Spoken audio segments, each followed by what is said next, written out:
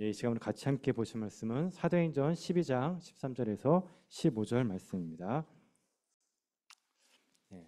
한 절 교독하겠습니다. 베드로가 대문을 두드린데 로데랑 하는 여자아이가 영접하러 나왔다가 베드로의 음성인 줄 알고 기뻐하여 문을 미처 열지 못하고 달려들어가 말하되 베드로가 대문 밖에 섰더라 하니 함께 읽겠습니다. 그들이 그들이 말하되 말하되 내가 내가 미쳤다 미쳤다 하나 하나 여자아이는 여자아이는 힘써 힘써 말하되 말하되 참말이라 참말이라 하니 하니 그들이 그들이 말하되 말하되 그러면 그러면 그의 그의 천사라 천사라 하더라. 하더라. 아멘. 아멘. 놀라는 지라라는 제목으로 여러분과 말씀 나누겠습니다. 미쳤다는 말이 성경에는 여러 번 등장합니다. 이 미쳤다는 말은 두 가지 의미가 있습니다. 하나가 이제 정신병에 걸려서 미치는 경우입니다. 여러 가지 있겠지만 현실과 생각, 상상, 현실과 상상했는데 이 경계가 무너지면 미친 경우입니다. 그러니까 혼자 생각했는데 그게 진짜라고 믿는 경우 있잖아요. 뭐 의처증이나 우울증 같은 경우 혼자 생각했는데 그걸 진짜라고 믿는 경우잖아요. 그러니까 정신 오락가락하는 거죠. 두 번째는 이제 영적 체험이 있죠. 영적 체험을 봤을 때는 이 정신병하고 되게 유사합니다. 정신이 오락가락하는 것처럼 보입니다. 하지만 이거는 어떤 경계가 무너진 거냐면 현실의 세계와 영적 세계가 그 경계가 무너진 경우예요. 예, 예. 그래서 남들이 봤을 때는 약간 좀 이상하게 보이는 겁니다. 정신 나간 사람처럼. 하지만 이것은 상상이 아니라 실제입니다. 믿으십니까? 예. 그러니까 그 미친 거는 그 현실과 상상의 경계가 무너진 거지만 우리는 어떤 경계가 무너지냐면은 이 땅과 천국의 경계가 무너진 것이고 그다음에 현실과 영적 세계의 경계가 무너진 거예요. 이것이 우리 함께 살고 있는 겁니다. 그렇기 때문에 제 3자가 봤을 땐 정신이 없는 것처럼 보이고 미친 사람처럼 보이지만 그것이 아니라는 뜻입니다. 베드로가 보자기 환상을 보지 않습니까? 보자기 환상을 보고 그걸 3번이나 반복해서 이제 봤습니다. 또 탈옥을 하지 않았습니까? 천사를 통해서 탈옥했습니다. 이것을 제 3자가 봤을 때는 뭐라고 생각할까요? 예, 미친 거죠. 말이 안 되는 소리입니다. 어디 가서 그런 얘기를 하면 정신 나갔다는 소리를 듣게 됩니다. 중국의 어떤 지하 교회에 있었던 일입니다. 나중에 여러분 유튜브로 한번 확인해 보셔서 참 은혜가 됩니다. 윈이라는 형제의 이야기인데요. 그분이 지하 교회, 그러니까 중국에는 2개의 교회가 있습니다. 지하 교회가 있고 삼자 교회가 있어요. 삼자 교회는 이제 중국 정부가 인정하는 교회고 지하 교회는 인정하지 않는 교회예요. 그래서 잡은 거예요, 윈 형제를. 그리고 이제 대라는 거죠. 같이 믿었던 교인들을. 근데 이제 안 불지 않고 끝까지 지킨 겁니다. 그러니까 막 고문을 막 하고 막 그런 겁니다. 근데 너무 고문도 심하고 너무 괴로우니까 이분이 내가 죽어야겠다. 순교를 딱 다짐합니다. 그래서 엄마하고 아내가 찾아왔어요. 면회를 온 거죠. 그랬더니 이분이 이제 얘기를 합니다. 난 이제 순교를 준비했으니까 엄마 나 이제 그 죽을 준비했다. 그리고 아내한테는 나 죽거든 혼자 살지 말고 재혼해 살아라. 이렇게 유언을 남겼습니다. 그런데 갑자기 엄마가 이제 얘기를 하더래요. 뭐라고 얘기하냐면은 아니다. 예수님은 너가 죽는 것을 원하지 않는다. 예수님 나한테 말씀하셨다. 어때요, 여러분? 누가 들으면 이상하죠. 근데 그분은 진짜였어요. 아, 너가 예수님을 위한다면 너가 사는 게 예수님을 위한 거지 죽는 것은 예수님을 위한 것이 아니다라고 얘기해서 꼭 살아라라고 얘기를 했답니다. 그래서 이분이 그럼 내가 살아야겠다라는 마음을 가지고 갔는데 그게 되나요? 감옥이라는 그 암흑 속에서 계속 고문당하고 몸은 계속 망가지고 있고 예, 너무너무 나에게는 정말 새벽이 올 것인가 아침이 올 것인가 이 고난 속에 있는데 그때 이제 완전 절망 가운데 있는데 그때 갑자기 마음속에 불덩어리가 막 타오르더래요. 예. 하나님은 드라마틱한 걸 좋아하세요. 반전을 좋아하신다니까요. 그러니까 모든 희망이 다 사라지면 그때 하나님 개입하세요. 왜 그럴까? 왜 내가 희망이 있을 때 하나님께서 적절할 때 오지 않고 완전히 바닥에 있을 때 절망 가운데 있을 때 나에게 왜 임재하실까? 그 이유가 있습니다. 왜냐하면 하나님이 영광 받으셔야 되기 때문에 그래요. 예.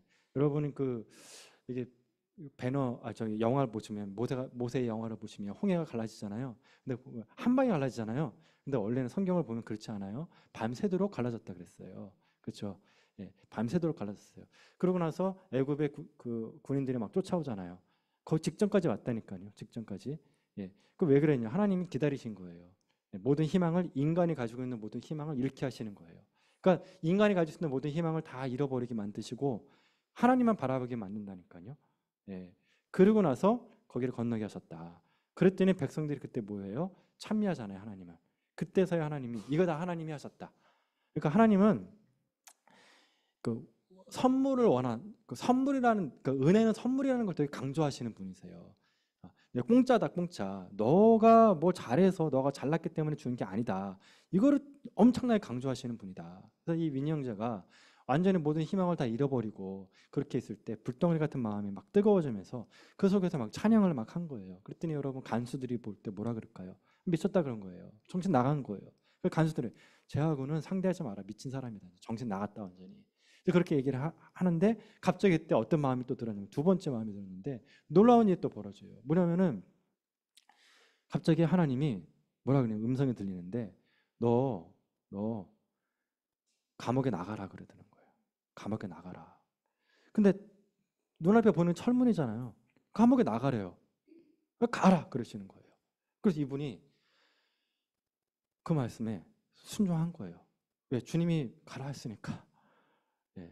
여러분도 이렇게 살다 보면은 주님이 이렇게 확답을 주실 때가 있어요. 마음에 강렬하게 사인을 주실 때가 있거든요. 그때 여러분이 그거를 딱 무시하면 그걸 끝나버려요. 그러면 안 돼요. 하나님이 나에게 강한 메시지를 주고 강한 확신을 주면 어떻게 될까요? 순종해야 돼요. 이게 말 같지도 않고 합리적이지도 않고 이성적으로도 옳지 않더라도 일단 순종해야 돼요. 그러면 결과적으로 어떨까요? 좋아요. 하나님 역사하신다니까요. 믿으십니까? 이렇게 여러분이 자꾸 이렇게 순종하다 보면 그 음성이 커져요. 하나님 음성이. 근데 하나님이 말씀하실 때마다 그걸 무시하잖아요. 그럼 어떻게 되냐면 그 음성이 줄어들어요. 나중에 아예 안 들려요. 그러니까 하나님의 음성을 듣기 원한다면 자꾸 순종하는 연습을 해야 돼요. 그러면 자꾸만 그 목소리가 커진다는 거예요. 나가라 그랬더니 이 윈니 형제가 그냥 나간 거예요. 그 놀라운 건 뭐냐면 베드로처럼 나가는데 나갈 때마다 옥문이 열리는 거예요. 옥문이 막 열리는 거예요, 그냥. 그럼 거기 있는 간수장들이 있을 거 아니에요. 간수장들이 그 보고 그냥 가만히 있겠습니까? 놀라운 얘기가 뭐냐면은 그래 나가는데 그냥 지켜만 보고 있더래요. 그러니까 본인도 이해가 안 되는 거예요. 본인도. 그러고 있다가 딱 나가서 감옥에 딱 나갔는데 거기 뭐가 아니라 택시가 기다리고 있는 거예요. 본인이 부른 것도 아닌데. 그래서 택시 탔죠. 네, 택시 탔더니 어디를 모실까요? 그러더래요. 그래가지고 나 이제 출근하니까 나가자고. 출근. 하나님 일 하러 가야 되니까. 그러니까 하나님을 살려주신 이유는 다 뜻이 있다. 하나님은 나를 살려주신 이유는 이것도 여러분 잘 기억해야 되는데 하나님에게 나의 목숨을 주신 이유는 뭐 때문일까요? 사명 때문이다. 여러분이 하나님께 건강을 자꾸 요구하잖아요. 잘 되길 원하죠. 물질 원하잖아요. 그러면 주님이 여러분한테 물어보세요. 왜? 내가 너한테 왜 돈을 줘야 되니? 내가 너한테 왜 복을 줘야 되니? 왜 내가 너한테 건강을 줘야 되니? 물어보실 거라고요. 그럼 여러분 뭐라고 하실 겁니까? 주님, 그래야 내가 행복하잖아요. 그래야 내가 좋잖아요. 그러니까 나를 위해서 그걸 달라고 하면 주님이 이러세요. 그건 아닌데.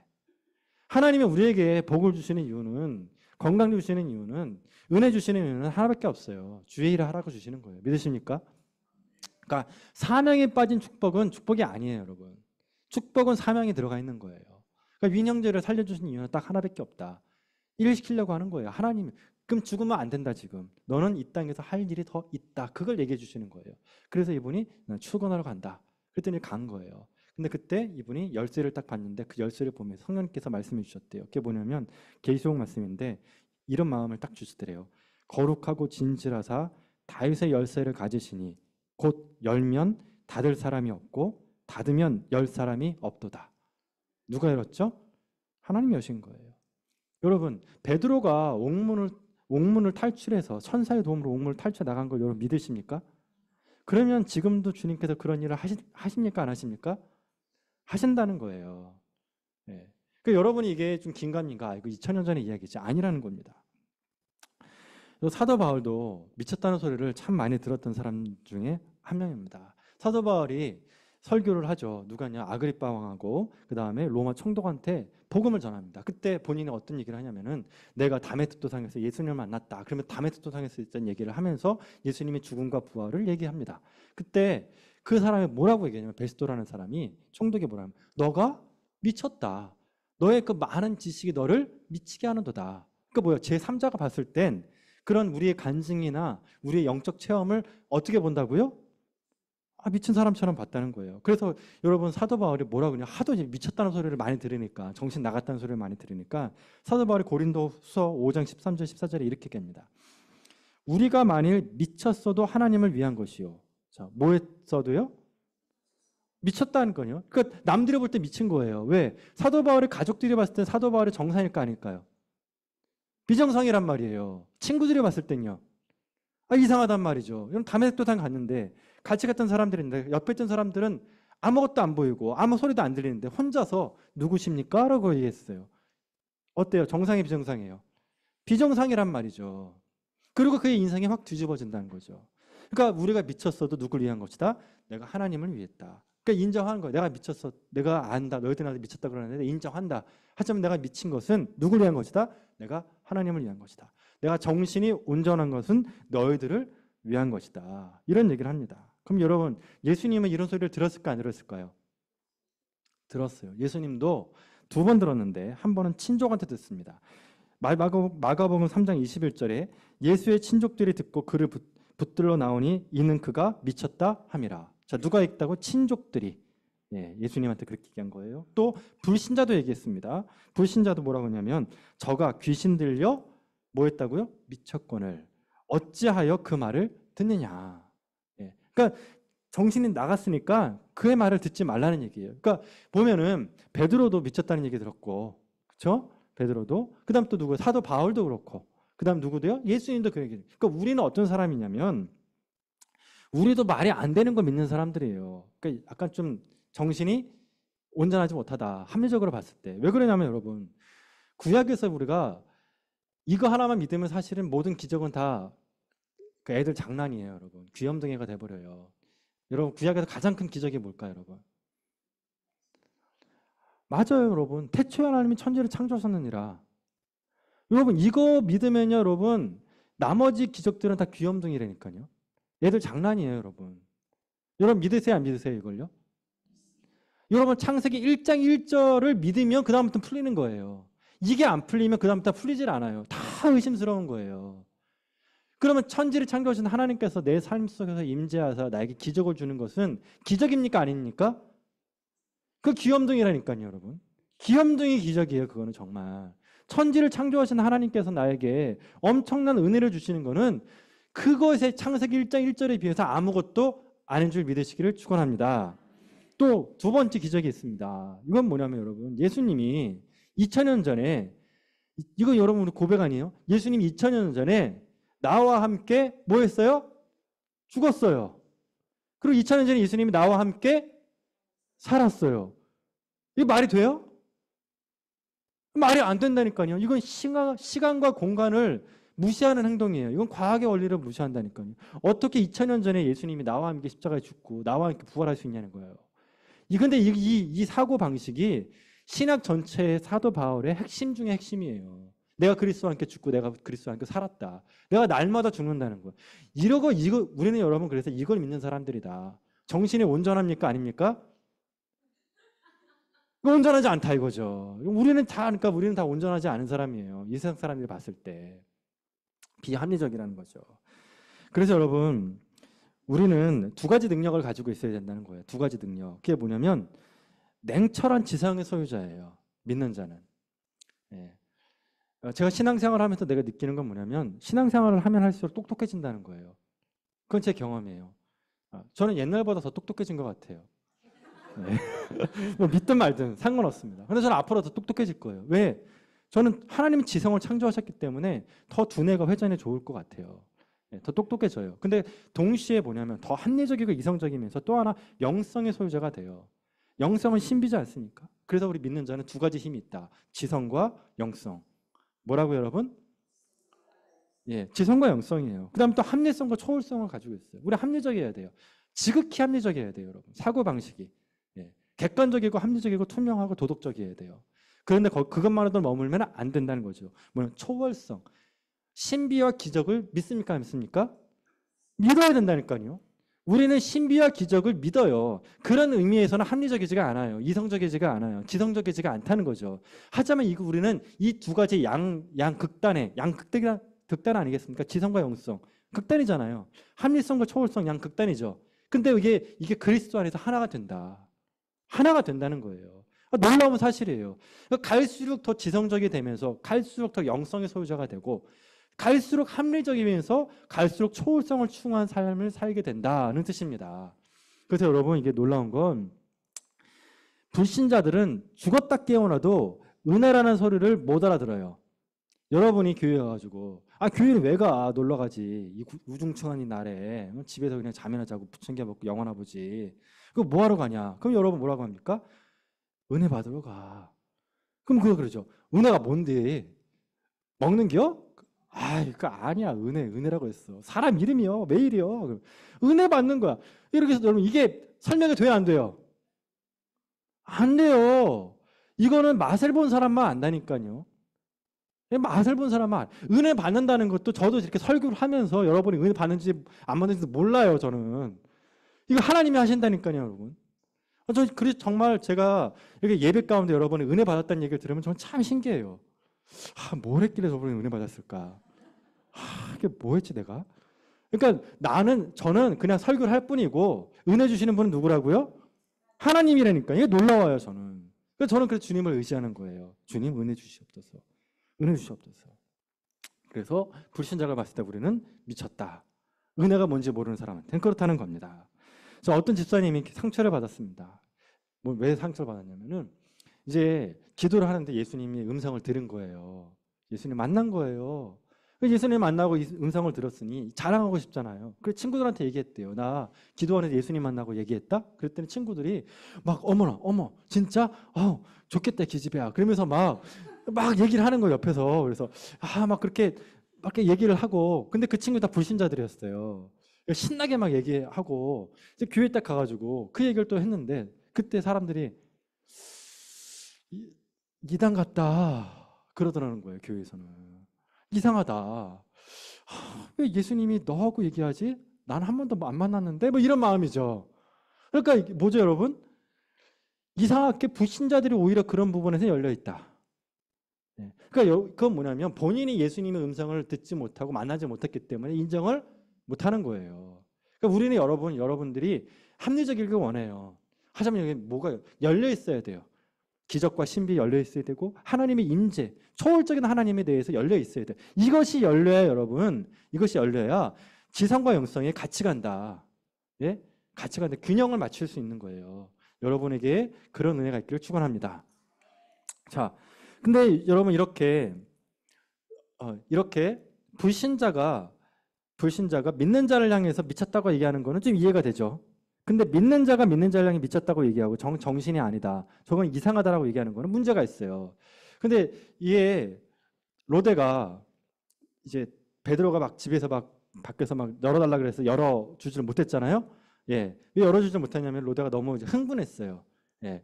베드로라는 걸 알고 딱 깨달은 거예요. 기도응답이네? 우리가 베드로가 잡혔을 때부터 지금까지 밤새도록 이렇게 기도했는데, 하나님이 역사하셨네? 대단하네? 그리고 로데 입장에서 너무 기뻐가지고 그 안에서 같이 밤새워 철야 기도하는 사람들한테 간 거예요. 근데 깜빡했죠. 뭐요? 문을 안 열어놓고 간 거란 말이죠. 너무 기쁘니까. 그걸 딱 들어가가지고 얘기를 했더니 뭐라 그러냐면 미쳤다 그런 거예요. 미쳤다. 누구한테? 믿는 자한테 미쳤다는 거예요.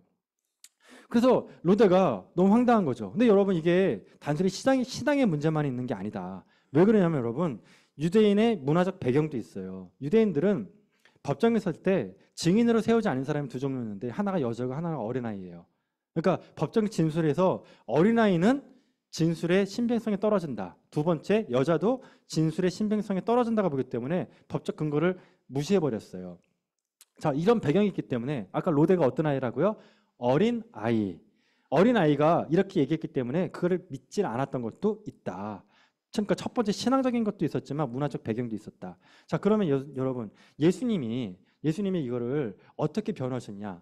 예수님이 어린아이들 무시하는 걸 엄청나게 싫어하셨어요. 오늘은 어린이주의죠. 예. 예수님이 어린이들을 너무 사랑하시고 그 무시하지 말라고 막 그 문화에 대해서 대적했던 분이세요. 그럼 어떤 근거로 그러셨는지 한번 성경책을 보겠습니다. 마태복음 18장 10절입니다. 예. 마태복음 18장 10절 말씀 볼게요. 예. 예, 같이 한번 읽어보겠습니다. 마태복음 18장 10절 시작. 삼가 이 작은 중에 하나도 없인 여기지 말라. 자, 여기서 이 작은 자가 누굴까요? 어린아이예요. 어린아이. 자, 왜 그런지 한번 이유를 한번 볼까요? 왜가 그 다음에 나와요. 시작.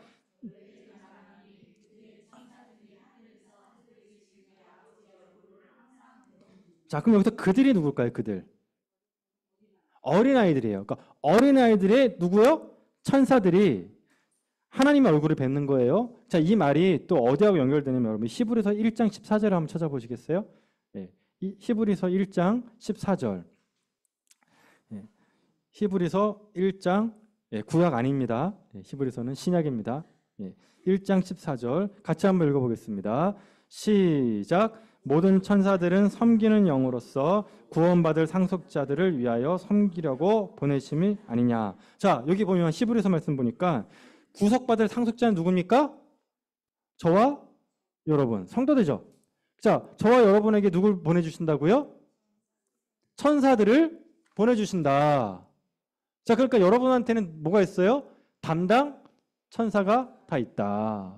이 얘기예요. 담당 천사가 있다. 눈에 보여 안 보여요? 안 보이지만 있다. 예, 그래서 미쳤다고 했으니 미쳤다 그랬잖아요. 그랬더니 로데가 계속해서 우겨요. 진짜다, 진짜다, 진짜다 그러니까 그 사람들이 뭐라고 합니까? 그러면 그의 천사라. 그러니까 알아요. 유대인들도.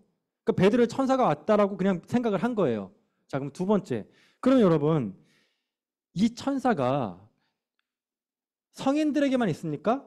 아니죠. 어린아이와 여자들에게도 있죠. 근데 놀라운 건 뭐냐면 예수님이 이렇게 얘기한 근거가 뭐냐면 굳이 어린아이를 대상으로 얘기한 이유가 뭐냐면 아까 말씀드렸던 마태복음 말씀 항상이라는 단어의 핵심이 있어요. 항상. 자, 어린아이를 도와주는 그 천사가 하나님의 얼굴을 뵙는데 언제 뵙는다고요? 항상. 이게 핵심이에요. 그러니까 뭐예요? 항상 뵙는다는 건 특별 관리 대상이라는 거예요. 하나님께서는 어린이를 특별히 관리하신다는 거예요. 특별히. 자, 그러면 어린이를 하나님 기뻐하시고 관리하시고 귀히 여기시죠. 그렇다면 우리는 어떻게 해야 됩니까? 우리도 역시 하나님을 귀히 여기고 보살펴야 되는 거예요. 하나님이 귀히 여기니까 우리도 귀하게 여기는 거예요. 하나님이 미워하면 우리도 미워하는 거예요. 맞죠? 그러니까 하나님이 얼굴을 항상 배운다는 건 하나님 천사가 계속해서 보고하는 거예요. 잘 관리했는지를, 잘 보살폈는지를. 이것이 바로 어린아이에 대한 하나님의 특별한 사랑이다. 자, 그런데 여러분 이 천사에 대한 제가 이렇게 얘기를 하면 여러분들이 좀 오해할 수가 있어요. 그래서 여기 주의사항이 하나 있습니다. 천사론에 대해서 주의사항. 뭐냐면 절대 천사를 예배하거나 찬양하면 안 돼요. 종교개혁자들이 이 천사론을 다루질 않았어요. 왜냐면 이게 너무 2단으로 가고 막 3단으로 가고 막 그래. 지금 천주교에서도 여러분 천주교는 천사론이 엄청나게 복잡해요. 예. 그 천사를 막 이렇게 놓고 숭배하는 경우까지 있어요. 천사한테 기도해요. 여러분, 천사한테 기도하면 돼요, 안 돼요? 안 돼요. 감사하다고 하면 될까, 안 될까요? 잘 생각해 보세요. 천사한테 고마워라 하면 돼요, 안 돼요? 이거 좀 생각해 봐야 되는데. 여러분을 도와줬어요. 고마워 얘기할까요, 말까요? 약간 애매해지죠, 여러분? 도와줬는데, 그쵸? 우리 한국인의 심성. 예. 근데 여러분, 그래도 안 된다는 거예요. 왜냐면 여러분, 카톡으로 여러분이 선물을 받았다고 칩시다. 그럼 여러분, 카톡한테 고마워합니까? 선물을 보내주는 한테 고마워합니까? 예? 선물 보내주는 한테 고마워하죠? 마찬가지예요. 천사는 하나님이 부리는 영이다. 카톡이에요, 카톡. 그러니까 천사가 누구 때문에 날 도와준 거예요? 하나님이 시켜서 한 거예요. 그러니까 누구한테 감사해야 돼요? 그렇기 때문에 여러분, 천사는 우리 기도의 대상도 아니고 고마워할 필요도 없다. 그럼 역으로 하나님 나에게 천사를 보내줬으니까 나에게 보내줬던 사람이니까 내 종이네. 내가 천사를 부려야겠다. 그래서 여러분 천사를 부리는 경우도 있어요. 여러분 이게 미국에서 많이 있어요. 이러면 돼요? 안 돼요? 안 돼요. 천사는 누구 말만 들을까요? 하나님 말만 듣는다. 하나님이 종인 거예요. 자, 천사가 그래서 베드로를 도우는 것이다. 자, 그래서 다시 결론입니다. 그래서 다시 본론으로 돌아가서 이제 로데가 계속 그렇게 얘기를 하니까 이제 안 믿다가 계속해서 문 밖에서 두들기는 소리가 듣고 사람들이 이제 갑니다. 그때 이제 베드로가 딱 있어요. 깜짝 놀랬더라. 왜 놀랬을까요, 여러분? 기도가 응답받았기 때문에. 그래서 기도하는 사람이 가장 놀랄 때가 언제냐면 자신의 기도가 응답받을 때예요. 깜짝 놀라는 거예요. 진짜 되네? 놀라는 거예요. 심장 떨리는 거예요. 그럴 수 있구나. 예. 그러니까 여러분 믿음으로 기도해야 된다. 여러분 기도하면 기도와 기도의 응답이 붙어 있어야 돼요. 다시 기도하고 뭐가 붙어 있으라고요? 응답이 붙어 있어야 돼요. 기도 응답은 기도 밖에서 받는 게 아니라 기도 안에서 받는 거예요. 이게 무슨 말이냐? 시간 어떻게 빨리 갈게요. 왜 그런 거냐면 여러분 잘 알고 있어요. 기도하면 no, yes, no, way이잖아요. 예? 이걸 어디서 받냐면 기도 안에서 받는 거예요. 기도를 계속해서 깊이 하다 보면은 하나님이 그것을 yes인지 no인지 way인지 알려주세요. 그러니까 이건 기도를 깊이 한 사람은 알아요. 이게 무슨 말인지. 예. 계속 하다 보면 하나님이 그거는 내가 나의 뜻과 일치하네. 이렇게 얘기해 주는 경우 있고, 야, 그거는 아니야. 기도 바꿔. 기도 제목 바꿔. 라고 얘기할 때가 있어요. 그리고 또 인내해라. 조금만 참아라. 때가 아니다. 라고 말할 때가 있다는 거죠. 그러니까 여러분 기도 응답은 어디서 받으라고요? 기도 안에서 받으라. 기도 확신은 어디서 받으라고요? 그러니까 놀라면 언제 놀라면 기도 안에서 놀라야 돼요. 기도 밖은 뭐냐면 기도 밖에는 확인하는 거예요. 확인. 하나님이 일하시는 것을 바라보는 것이다. 자, 그런데 이제 결론은 마지막으로 그러면 이제 오늘 이제 12장이 우리가 지난주부터 쭉 이어왔잖아요. 그럼 12장을 쭉 이렇게 보면은 주의 사자가 나와요. 주의 사자가 천사죠. 예. 자, 우리 12장 23절 볼게요. 사도행전 12장 23절 말씀. 사도행전 12장 23절 말씀. 자, 보면 주의 사자가 어떻게 했습니까? 헤롯을 쳤죠. 자, 그러면 12장 7절 말씀 보세요. 주의 사자가 어떻게 합니까?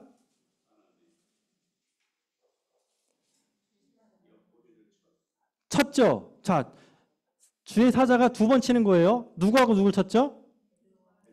베드로의 옆구리를 치고 그 다음에 헤롯을 치죠. 그런데 베드로의 옆구리를 쳐서 베드로는 어때요? 깨어나서 살아나죠. 구출되죠. 그러면 헤롯은 쳤을 때 어떻게 됐을까요? 헤롯은 죽어요. 천사가 쳤는데 결과는 달라졌다.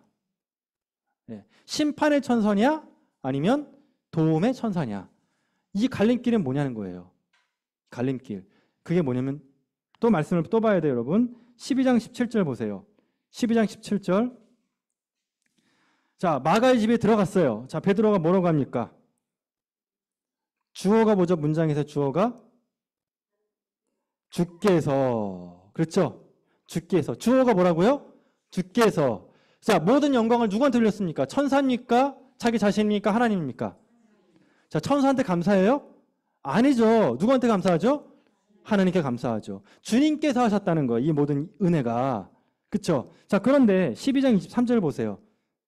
누구한테 영광을 돌립니까? 자기 자신한테 돌리죠. 자기 자신한테. 은혜를 자기 자신한테 돌리면 심판받는 것이고 하나님께 돌리면 하나님 영광 받으시고 축복해 주시는 거예요. 말씀을 좀 마무리할게요. 여러분, 우리는 두 가지 힘이 있어야 되죠. 뭐하고 뭐요? 지성과 영성. 신비한 것, 기적, 주님이 나와 함께 하신다. 천지 창조하셨다. 이 부분에 자꾸 여러분이 막혀있다면 자꾸 열기를 축원합니다. 그래야 하나님이 역사하시지 않겠습니까? 내 힘으로 살면 안 돼요, 여러분. 자꾸만 이 부분을 열어야 돼요. 나의 영을 열어야 돼요. 하늘문이 열리는 것이 여러분 경험하기를 축원합니다. 자, 두 번째, 고난을 당할 때, 고난과 어려움을 당할 때 어떻게 하면 됩니까? 히브리서 말씀처럼 주님께서 나에게 천군 천사를 보내사 나에게 은혜 주십시오. 나에게 갇혀있던 문제를 풀어주시고 옥문이 열리는 것들을, 막혔던 것들이 열리는 기적을 나에게 허락해 주십시오라고 천사를 보내달라고 기도하면 돼요, 안 돼요? 기도하라는 뜻이에요. 기도하라는 거예요. 마지막으로 뭐예요? 그렇게 해서 주님 우리 도와주셨죠. 그럼 모든 영광을 어떻게 하라고요? 하나님께 돌리는 거예요. 그러면 여러분의 영성이 더 깊어질 겁니다. 나의 힘으로 사는 거는 1%, 99% 하나님의 능력으로 살아가는 저와 여러분 되기를 축원합니다. 기도합시다.